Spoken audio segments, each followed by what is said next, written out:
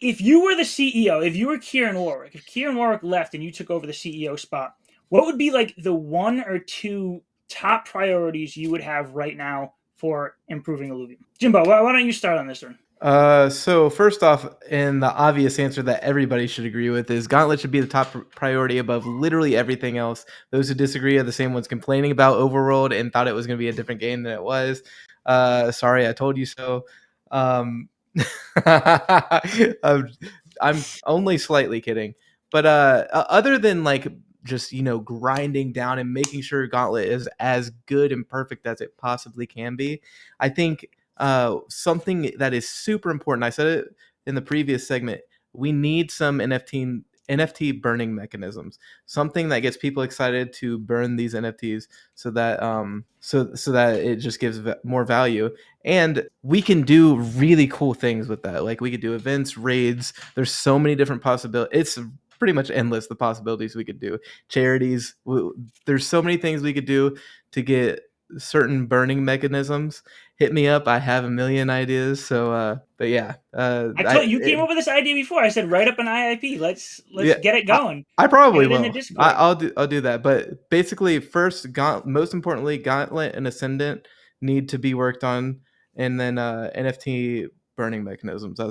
Those are the two biggest things I see as issues. All right, Scoriox, what do you think? Okay, so like I said in my IMC Council nomination, user acquisition, just increasing the player base is my number one priority. I agree, Gauntlet is a big part of that. Make sure it's easy to get into, make sure it's accessible, make sure it's good. Like, it's great now, but it has a lot of work to do for sure. But the next thing is people want to explore the overworld, the IP, the alluvials, them walking around and things are some of the best parts of Illuvium, and we need to double down on that. And again, I resonated really well with Jimbo's Safari Zone thing. So you don't make the overworld free to play, but you use the skeleton of the overworld to build some sort of experience that is free to play, is completely accessible. It makes sense. It has some sort of RPG or quest line element or something for people to do. You build something using that to encourage people to join the ecosystem, to play this free game that they get involved in. And then if they want to get involved in things like Gauntlet and all that other stuff, then they can go into the overworld and capture alluvials. I don't know exactly what that looks like. I'm going to give it after. I don't know why that resonated so well with me, Jimbo, but now I'm giving this a lot more thought. But yeah, soon I'm going to start thinking about ways or an easy game we can build. But that's the problem, is we don't have a whole lot of time to do that. And so it's really, really hard to kind of go down that rabbit hole. But that would be where I'm focused. Use what we already have to build some sort of free-to-play thing, as well as doubling down on Gauntlet. Yeah, and I would argue that we do have time. Like, I don't think we need to rush anything. Think of something like an Axie Infinity. Before they blew up in 2021, they were around for 3 years. Like, and they were a playable game for around 3 years. Like, we're 2 weeks into open beta. Like, anyone who thinks we're going to blow up tomorrow or, even 6 months from now, like, I hope we do. I hope the bull market causes it, but I wouldn't even go in expecting that. I've been thinking of Illuvium as a long-term play for the longest time.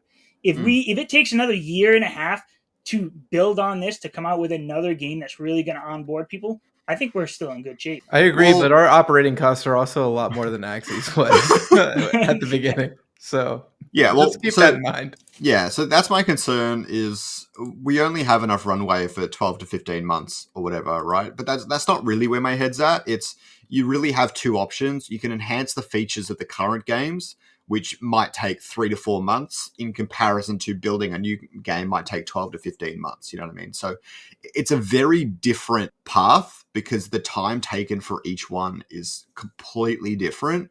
And so what is the best path to choose? You know what I mean? And obviously you do both simultaneously to some degree, but as we already learned, building 3 games at once, although an impressive feat, I'm not sure it was necessarily a good thing for the project. Yeah, and I was going under the assumption that the revenue that we're bringing in would cover the cost. Like, we wouldn't be running at a deficit anymore. At least the revenue coming in would cover, the cost of building new games and the team and everything like that. I'm not sure where that balance is. I'm not sure if we're on pace for that yet, or if we will be soon. But as long as we're sustainable, I think time, there's not much of an issue with time. But I will. My idea, if I was CEO, I really think that we need to add more of that social element to this game. Mm. And I think back to when Pal World, really blew up for. It wasn't even that long. What, 3 or 4 months? It was like a big thing. And the game, we know that the game wasn't nearly as good as what Illuvium is, but people got to it. And I know all of my friends too. Like I have friends who have been trying to get into Illuvium, and like I'm struggling to do that. But they were all into Power World for like a good few months because everyone could hop in, get into the group text. Hey, let's play Power World. Let's go in and let's do whatever. So it almost didn't even matter if the game was good at that point, as long as it was good enough, but you could play with your friends. I think that's what we really need for Illuvium. Like imagine just exactly what we have right now, but I could, call up, go on Discord, Jimbo, Scoriox. Let's hop into whatever we call it at the point, whether it's a new game or the overworld that we currently have. Then I would be like, all right, like I'm getting in. Now it's like if I want to play, it's like, all right, I get some free time. I'm just gonna jump in now. But if somebody else is texting me, let's get in, then I'm like, all right, let's go. Oh, maybe I don't want to pay that 1,300 Krypton for today, but all my buddies are going in, so it's like I'm gonna pay and I'm gonna go in and have fun with them. Yeah. So I think that would be a top priority. Yeah, for sure. I think being able to play with your friends is a big, big deal. I think that might even be one of the bigger draws is the simplicity of you can explore the overworld with a bunch of friends. And maybe what you do there is, I'm just coming with this off the top of my head, but I think I'm a genius, right? Hear me out. I don't actually know what the actual cost is, but if a travel for a stage 1 is say 1,000 Krypton, maybe you pay 2,000 Krypton and you can bring 3 friends in with you. And so 2 of them get in for free and you can add in all of your friends in sort of like a pseudo scholarship system, even though you're paying more for the travel yourself. And you're getting your friends into this world to explore it with you. And technically, this isn't that big of a deal because there's only so many alluvials to go around. So, like, 4 of you can't capture Mjol, you know what I mean? If there's 1 rare alluvial in there, it's still only 1 rare alluvial in there. And there's that more social element of you guys exploring the overworld. And you could almost kill 2 birds with 1 stone. Yeah. I really like let's that just idea. make sure that we got all the bugs covered because multiple players in a single player game is like a recipe for bug abuse. Yeah.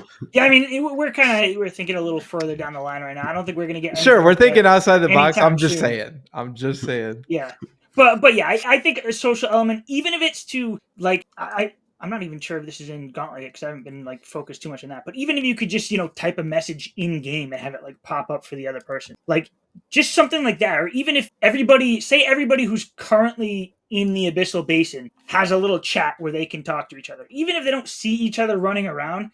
It's That already just like, exists, dude. That's in the game. does it? Yes. I didn't even know. Yeah, bro. You never tried to talk to him? I haven't tried that. I can actually Bro's just antisocial, bro. Yes, Yeah, just they'll talk hit to the Y key, and you can tab between the region and the general chat and stuff too. To be fair, they don't say much, but no one knows about it, so no one uses it. Yeah, well, that's probably it. I don't know. Maybe it's because I have everything mapped to my controller, so like I'm not even near the keyboard when I play. Maybe that's why I just haven't really got. I was just looking for Easter eggs. I was expecting to find something funny, but it was all serious.